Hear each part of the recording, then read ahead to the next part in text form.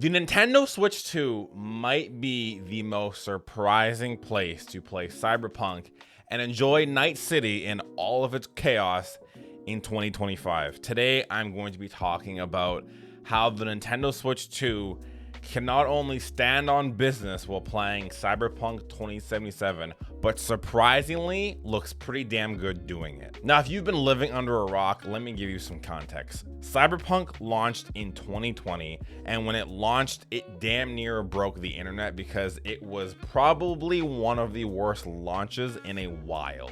It was full of glitches, full of bugs, and it was borderline unplayable. As time passed, the game got updates, patches, and eventually with 1.5 and the biggest one in my opinion, 2.0, helped rebuild the entire game from the ground up. After that, we also got Phantom Liberty, which now the reputation of the game is borderline not what it used to be, and it's now renowned as a great visually stunning game. So what I'm going to be talking about is performance in handheld versus performance in dock. The fact that it's also kind of like the first major third-party AAA game on the Switch 2, and is it closer to a Steam Deck or a PS4 Pro in the terms of just overall. So let's start with playing this game in handheld. I personally think this game looks very good. Again, this is my own personal opinion, looks very good for running on the Nintendo Switch 2. Now, I have a Steam Deck, and I do have it on the Steam Deck, and I can say first and foremost, it was a pain in the butt to even try and get running properly and smoothly on the Steam Deck. Sometimes I'd have to brute force my way into the game, hoping it wouldn't crash when I start the game up. And even on the Steam Deck, I would maybe get like 40 to 45 sometimes on medium settings. And God forbid the fans were going like a jet engine.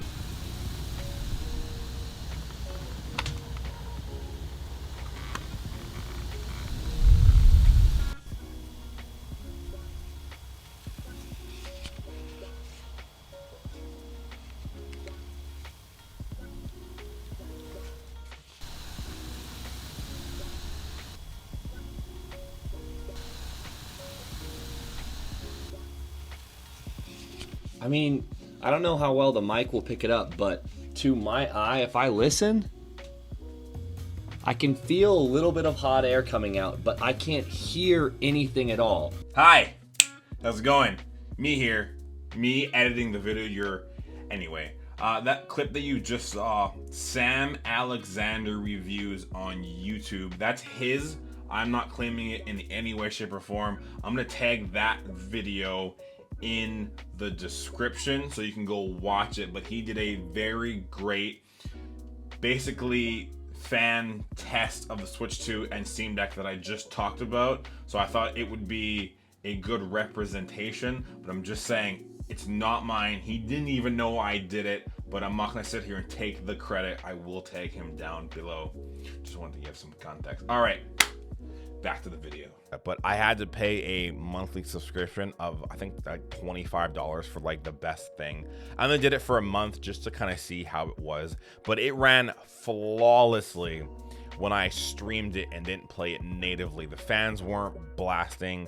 The GPU and CPU were maybe sitting at like 9 and 10%, and I could get like 5 hours of battery. It purred like a kitten. It was great, and I wish that was natively, but it wasn't, which was kind of like, oh, okay, so this game just runs very poorly on the Steam Deck. I don't know if that's my own personal experience, but it wasn't a fun one. But on the Switch 2, I have had nowhere near any hiccups as I do on the Steam Deck.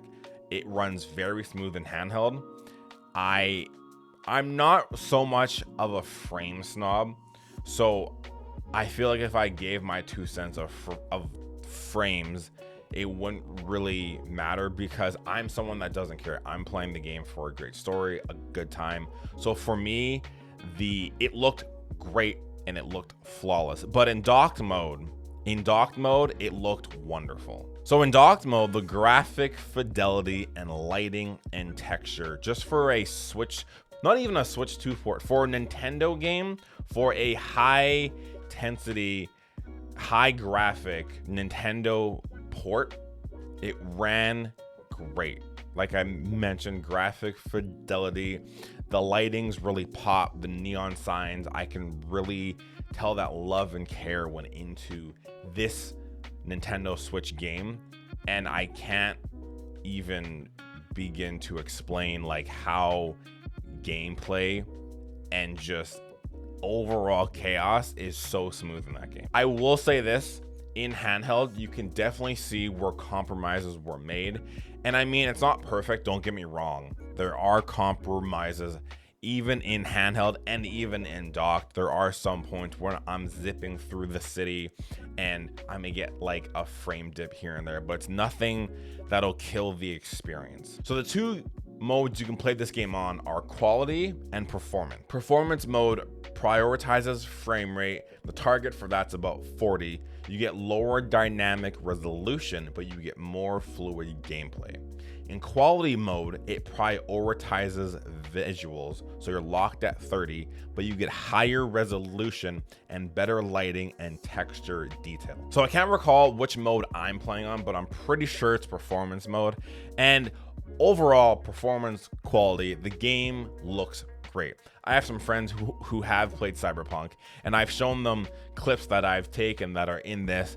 And I said, hey, if you didn't know I was playing this on the Switch 2, what would you think? How would you feel? And in your first opinions of seeing this, what do you think? And majority of the time, I usually get the same consensus in the sense of it looks fantastic. And they are quite surprised that the Switch 2 is optimal and running the game so well. So I think another big factor about this game is it is the entire package. You get the base game as well as the Phantom Liberty DLC, which I myself have not experienced yet. So I am quite happy that I got a whole package. And besides that, some of the features in this game, you have gyro aiming, you have touchscreen, and then a feature that I don't think many people are even talking about is when you are playing with the Joy-Cons in handheld, so you separate them from the Switch 2, you can turn on, I believe, motion controls. And the cool thing about the motion controls is if I'm playing and I rotate my wrist that way, my left wrist that way, my character will dodge either left, and if I rotate right, they rotate right. And if I'm say I need a health boost, I can flip my controller up, my character will inhale the inhaler for health.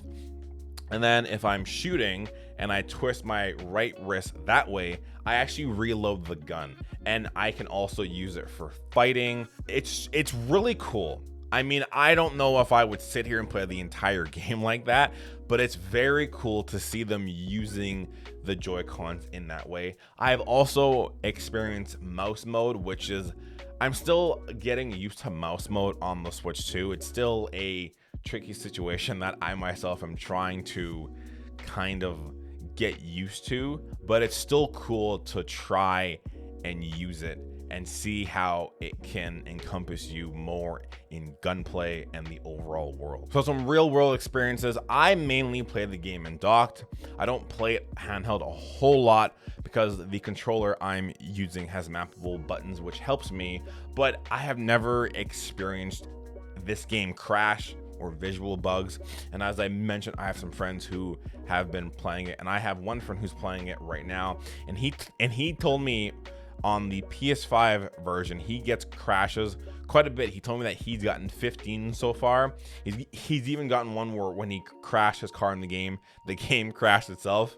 And I just thought that was crazy timing. But I myself have not experienced any crashes, any visual bugs. So that is another testament as to how good and optimal this game kind of is. So when I was doing research on which company maybe CD Projekt Red had to help, or a sister company, in order to port the game, because I know they used Saber to port the Witcher 3 on the Switch 1, but I actually learned that CD Projekt Red did this in-house and worked with Nintendo closely in order to make the beautiful concoction that this game is, which I think is pretty cool. It shows that this company is very serious and they wanted to work right hand with Nintendo and be like, hey, how can we work together in order to bring this game onto your console for the best experience that there is. Now, if you've never played Cyberpunk and you are a newcomer, I cannot recommend this version of the game enough,